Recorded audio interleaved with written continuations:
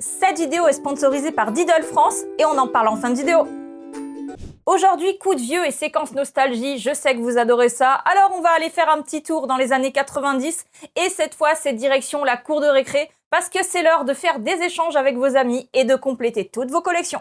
Bonjour et bienvenue dans ce nouvel épisode de Demande à ta grand-mère. Dans les années 90, visiblement, on était tous collectionneurs de quelque chose. Non mais vraiment, il n'y avait personne à l'école qui avait pas de collect. Rappelez-vous ce frisson lorsqu'on allait acheter notre pochette chez le marchand de journaux. Est-ce que je vais avoir ce qui me manque? Ou alors encore un truc en triple? Mais bon, c'est pas grave, je l'échangerai à l'école. Dans cette vidéo, je vous propose un petit retour sur nos jeux et collections préférés dans lesquels passait une bonne partie de notre argent de poche. Et puis, vous commencez à me connaître, comme je vais pas pouvoir m'empêcher de vous expliquer l'origine des trucs, on va forcément remonter plus loin que les 90s. Les autocollants Panini.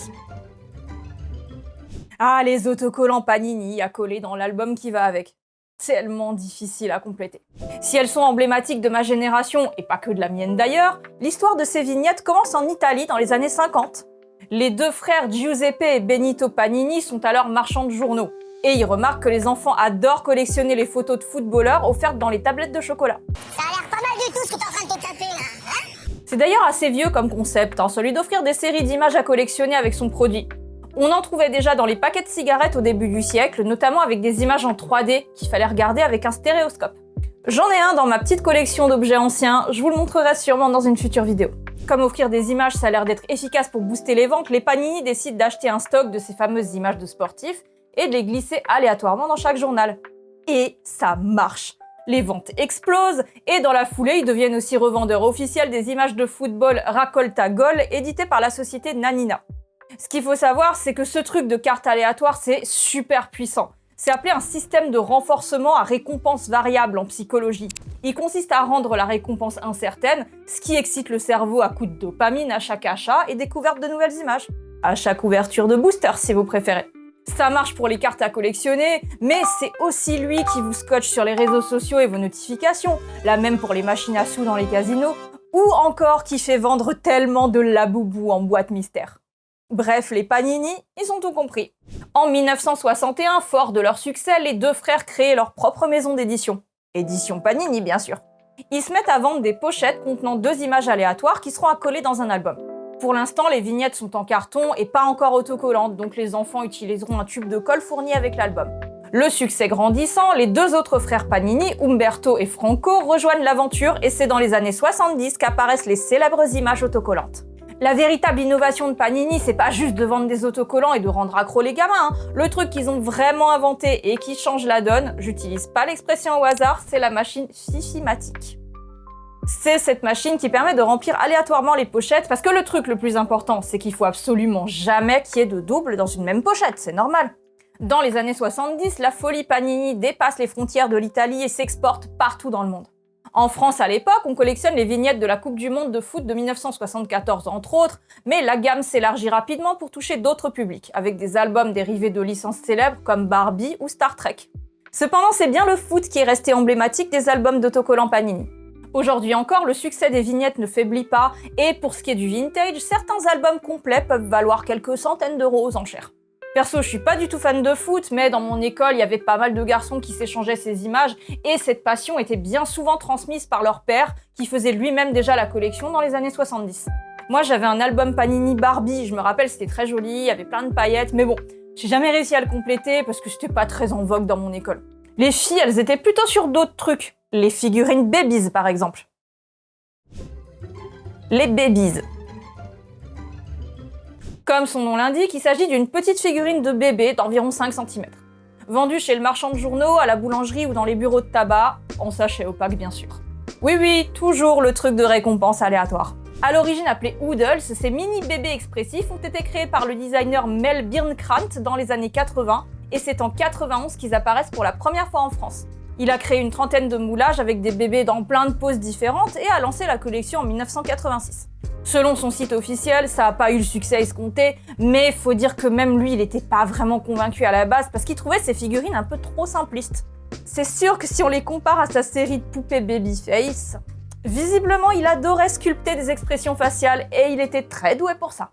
Du coup, comment ça se fait qu'il y a eu tellement d'engouement autour de ces bébés en Europe? Mel aurait-il décidé de les envoyer chez nous comme ils n'ont pas trop marché aux États-Unis? En fait, non, pas du tout. Il raconte sur son site que les moulages ont été volés, copiés et commercialisés en Europe puis vendus par millions. Et lui, il était même pas au courant. Il a fini par l'apprendre quand la boucle s'est bouclée et que Hasbro a commencé à commercialiser ses Lil Babies aux États-Unis.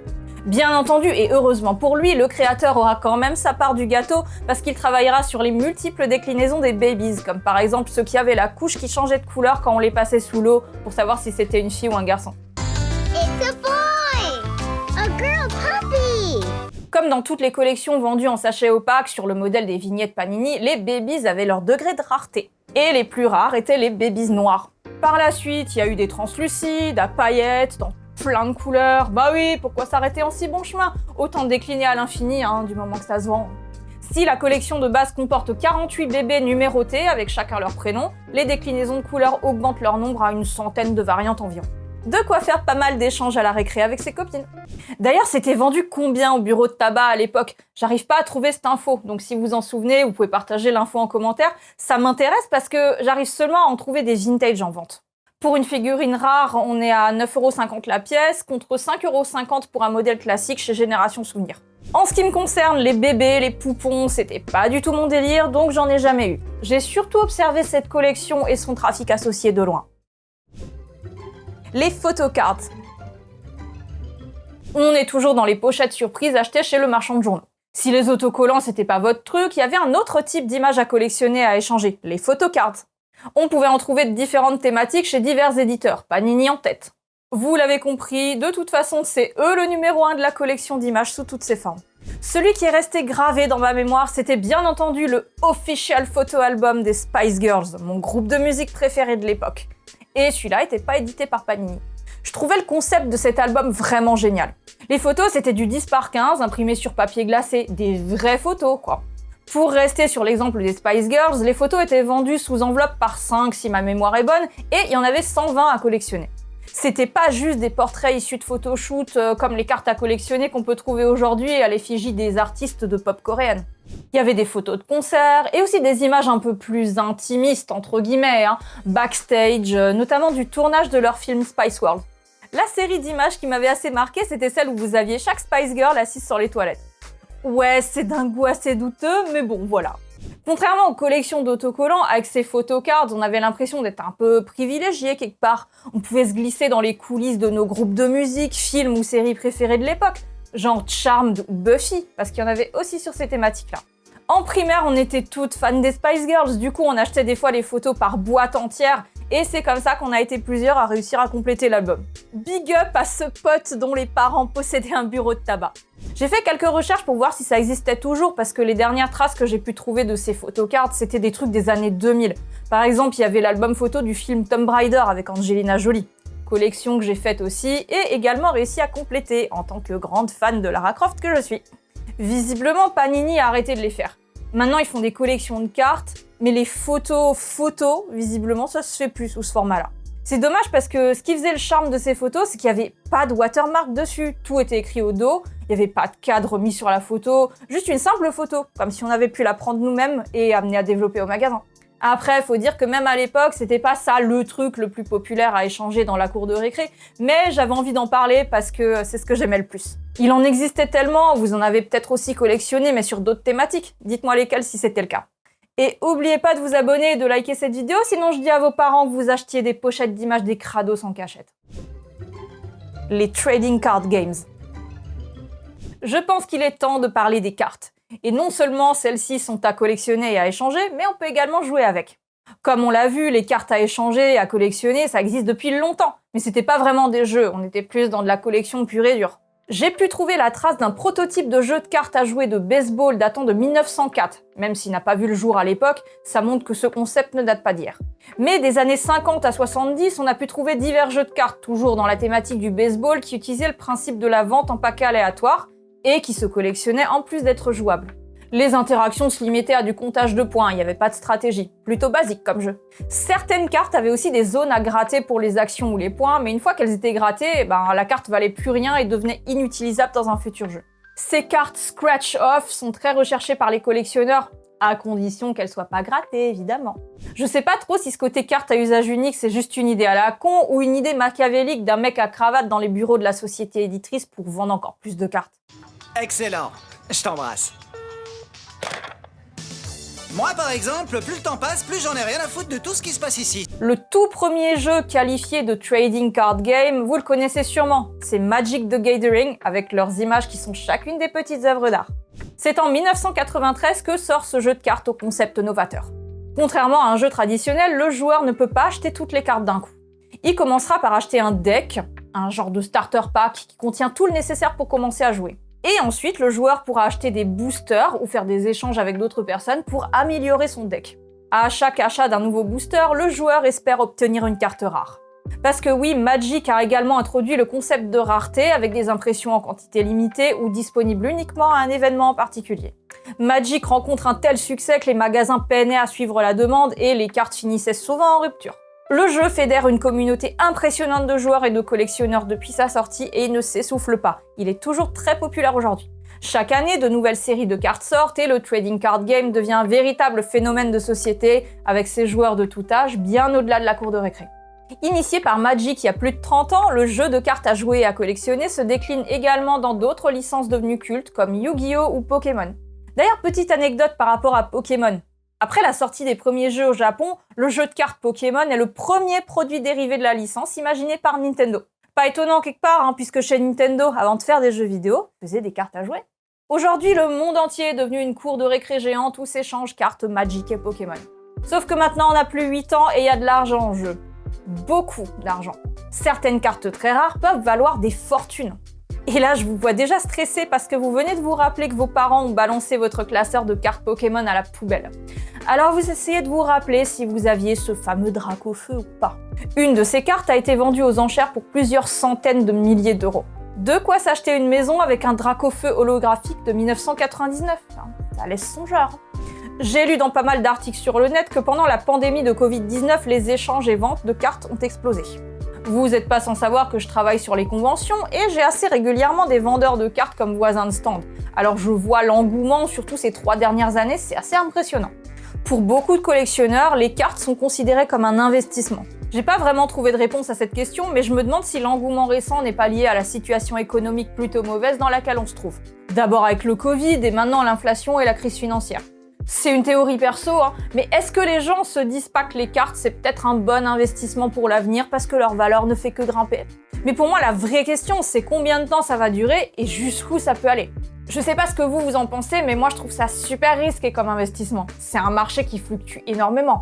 Selon des conseillers financiers, il est fort probable que l'état actuel du marché des cartes à collectionner soit une bulle spéculative et qu'elle va finir par éclater, entraînant fatalement une forte chute des prix, comme ce qui s'est passé pour les NFT de singes. Mais bon, vous faites ce que vous voulez de votre argent, Cependant, là où je peux comprendre que les gens puissent être attirés par ce type d'investissement, c'est son accessibilité. Les valeurs refuges comme l'or par exemple peuvent paraître inaccessibles. On a en tête l'image des lingots, même petits, qui coûtent genre 10 000 euros et ça fait tout de suite beaucoup d'argent pour rentrer dans le game. C'est un truc de riche d'acheter de l'or. Du coup, une carte Pokémon, c'est un objet bien connu, qu'on a côtoyé au collège. Ça peut être tentant de faire un investissement de quelques centaines d'euros dans une carte cotée. Concernant l'or, faut juste savoir un truc que je savais pas avant d'y être confronté, mais vous pouvez investir des petites sommes dans l'or en achetant des pièces, pas des lingots. Pour un franc or, qu'on appelle aussi parfois des louis d'or, même s'il n'y a pas forcément une tête de louis dessus, vous pouvez en avoir pour 200 à 400 euros, ça dépend du cours, du type de pièce, etc. J'ai découvert ça car il se trouve que j'étais en possession d'une pièce de ce type que j'ai revendue depuis. Avant ça, j'avais tous les clichés qu'on peut avoir sur l'investissement en or, comme les lingots à des sommes folles, ou le fait que les pièces soient des antiquités et que c'est leur valeur historique qui compte alors que pas du tout. La plupart du temps, c'est leur poids en or, même pour un franc or Napoléon III de la fin du 19e siècle. Donc voilà, à vous de voir si vous préférez investir en achetant une pièce d'or ou une carte Pokémon. J'étais censée parler de jeux à collectionner et d'échanges dans la cour de récré, je finis par parler d'investissement financier. Mais bon, quoi qu'il en soit, je donne pas de conseils, vous faites ce que vous voulez. Et s'il vous reste votre vieux classeur de collection de cartes Pokémon du collège, ressortez-le, Vous êtes peut-être assis sur un tas d'or. Pour le moment, en tout cas.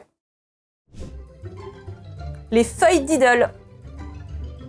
Pour terminer cette vidéo, on va parler de quelque chose qui n'a absolument pas été conçu pour être collectionné et qui, contrairement à tout ce que je viens de citer, n'était pas vendu au bureau de tabac en sachet opaque. Oui, je parle bien sûr de Diddle, qui d'ailleurs est le partenaire de cette vidéo à l'occasion de son grand retour dans nos magasins et cours de récré. Vous pouvez retrouver dès le mois d'octobre une collection exclusive de nouveaux produits Diddle avec une esthétique inspirée de la grande époque. De quoi compléter votre collection ou en commencer une nouvelle. La liste des revendeurs est disponible sur le site officiel de Diddle France, le lien est en description. Merci à Contiki d'avoir fait revenir notre mascotte favorite et surtout de m'avoir fait vivre un moment inoubliable au salon Maison et Objets en compagnie du vrai Diddle. Il se trouve qu'il y a un moment maintenant, avant même de savoir qu'il allait revenir, j'avais fait une vidéo dédiée à cette marque emblématique des années 90. Donc si l'histoire complète de la souris au grand pied vous intéresse, vous pouvez la retrouver dans cette vidéo.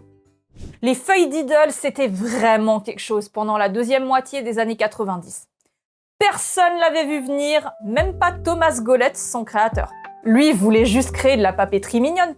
Vraiment, qui achète des bloc-notes pour ensuite échanger les feuilles avec d'autres propriétaires de bloc-notes similaires avec un dessin différent? Ben nous, quand on était en primaire et encore un peu au collège. Parfois, le comportement des enfants est imprévisible. Parfumé, coloré, avec des reliefs ou des découpes, il en existait des centaines de modèles différents, dans plein de tailles, et il en sortait des nouveaux chaque année, dont des éditions limitées. Et c'est devenu un vrai trafic. On remplissait des classeurs, et dès qu'on avait un nouveau carnet, on faisait le tour des collectionneurs du coin pour faire des échanges. N'empêche, le concept est pas mal, hein. On achète un carnet, il y a quoi, 50 feuilles dedans, on en garde une qu'on met de côté, et on échange les autres. Bon, comme d'habitude, avec les modes qui rendent les enfants extrêmement enthousiastes, dans certaines écoles, les profs avaient fini par interdire les échanges dans la cour, parce que ça provoquait des disputes et des bagarres. Imaginez la scène des gosses qui se battent pour des feuilles de bloc-notes et qui finissent dans le bureau du directeur. « Julie, pourquoi t'as frappé Elodie ?»« Oui, mais elle avait la feuille qui sentait la fraise et elle voulait pas me l'échanger. »